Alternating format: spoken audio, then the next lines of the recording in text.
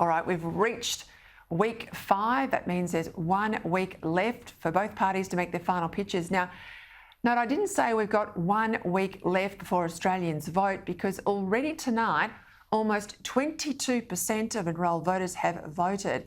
That's just under 1.3 million Australians who have already cast their ballot. It's worth noting too that around 14.4% of us have applied for a postal vote as well, all meaning, of course, we might get to next Saturday and not have a result on the night if things stay tight. Now let's go to the leaders. What did they get up today on the campaign trail? And more importantly, at the pointy end of the campaign, what seats did they visit? What seats did they go to? Because that is in itself very telling. Andrea Crothers is with us tonight from Melbourne, where she's with the Prime Minister's media pack. Trudy McIntosh, she's on her way to Darwin with the opposition leader.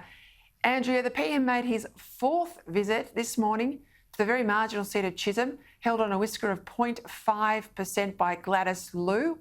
Of course, she's a coalition MP, so the fact that the PM's there again says the coalition's worried about holding that seat. He made an interesting comment to you, though, in his press conference. Tell us more.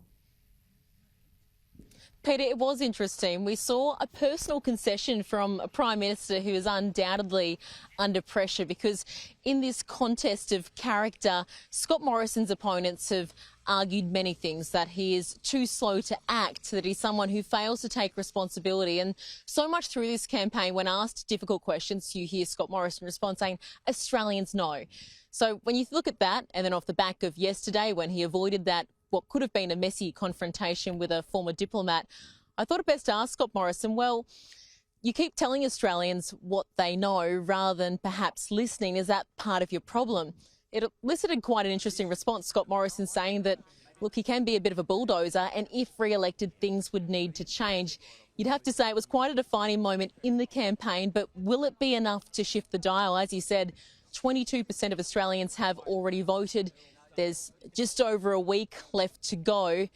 But if you look at today where they were targeting, Chisholm, this is that seat you said which is ultra-marginal. We know it's a seat which helped Malcolm Turnbull cling to power in 2016 and keep Scott Morrison there in 2019 when Gladys Liu defied all odds.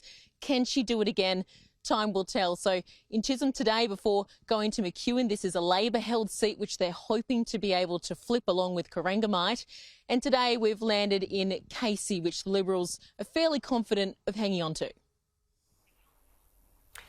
Casey, of course, is the seat of the retiring Speaker, Tony Smith, so there'll be a new Liberal candidate there up against a Labor candidate. It's in the outer suburbs of Melbourne. That's very interesting about Chisholm. Let's go on to Trudy McIntosh with the opposition leader today. They were in Cairns in the Liberal-held seat of Leichhardt. I'm told that seat's very, very tight, though. The opposition leader visited the Great Barrier Reef. They're now en route to Darwin, so Trudy filed this package for us.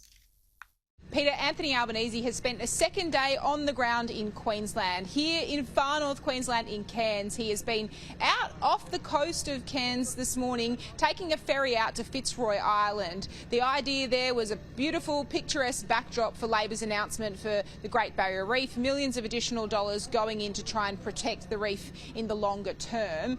The tone from Anthony Albanese is increasingly more strident as we head towards polling day. We know he's ahead in the polls. He claims he's still the underdog, but you can see from his language today how he went on the attack towards Scott Morrison. He says Scott Morrison is the definition of desperate if you were to look it up in the dictionary. You do get a sense now that Anthony Albanese's confidence is starting to return after those stumbles we've seen at the start of the campaign and even just a week ago on the National Disability Insurance Scheme. Here in the seat of Leichhardt, potentially it's actually in play despite the 4% margin for the LNP. Labor hoping it can pick up a few seats across this big state of the country if it's going to win come polling day. We're in the air, we will be in the air when this is on air, Peter, because we're headed now to Darwin. This will be the first time Anthony Albanese has been in the top end in this election campaign. He's going to get a chance also to meet the new Labor leader there after the retirement of Michael Gunner.